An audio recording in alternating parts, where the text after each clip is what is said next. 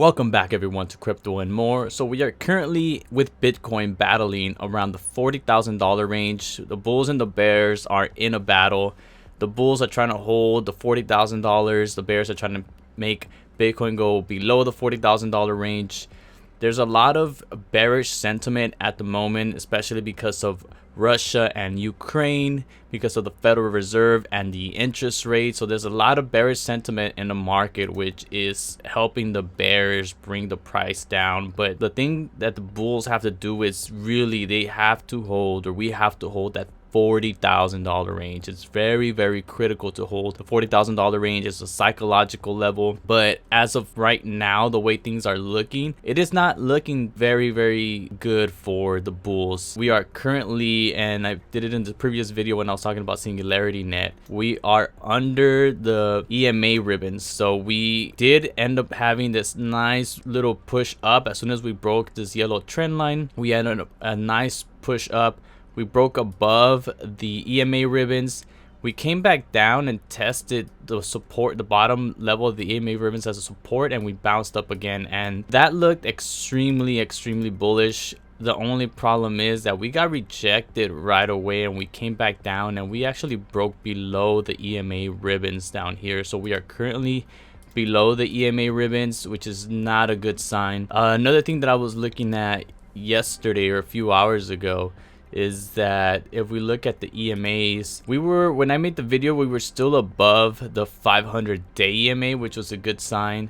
But we are currently, as you can see, trading right under the 500-day.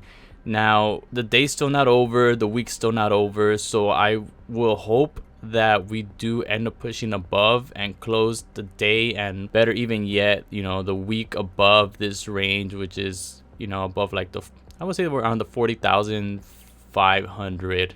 Just if we could close above that would be really nice. But if we end up closing below, then we would expect at least a bounce, or hopefully the $38,000 level to be the last support. But I would not like to see a day or a week below this range right here. If we look on the weekly, we're actually trading under the 50 and the 100 weekly EMA, so we're right in the middle of those two. The 100 EMA is actually around the $36,000 range. So if we do keep having that bearish sentiment and the bears actually bring Bitcoin below that $40,000 range, then we can expect to at least go anywhere between the $38,000 to the $36,000 range and test that as support. But before we look at those prices, which is the $38,000 and the $36,000 range, we would like to hold that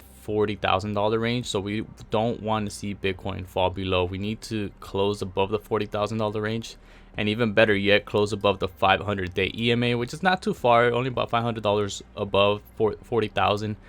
But we would like to see Bitcoin close above this support level. I did mention that we back here we did bounce off the 500-day EMA.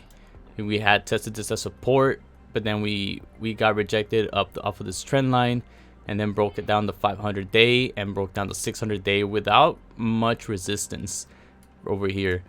And once we broke above the 600-day, we broke above the 500-day without any resistance. And I do feel like we're right now testing it as support, kind of trying to see if this breakout above was legit, and if we are going to bounce off and confirm this breakout that we have here, or are we going to break down and kind of reject this 500-day EMA breakout, and maybe it was more of a bullish trap than a price reversal. So we would have to wait and see. I don't want to see Bitcoin below this, because if we end up testing the 600-day EMA and even fall below the 600-day EMA, we are going to have a much longer time. Maybe instead of an uptrend around March, April, we might start seeing it like around May, June, or July, when we start seeing that that reversal, you know, until we start seeing Bitcoin trending up again. So I wouldn't want to see that. That means the bearish trend will be even more extended than what it has been already. But if we do get this nice bounce off here, you know, and we go above these EMAs, then we might start seeing a reversal in Bitcoin maybe sometime in March, at the latest April. But we have to see what the Federal Reserve does, if it's going to have an impact on the market. That's going to be it for this video. Thank you guys for watching. I'll see you next time.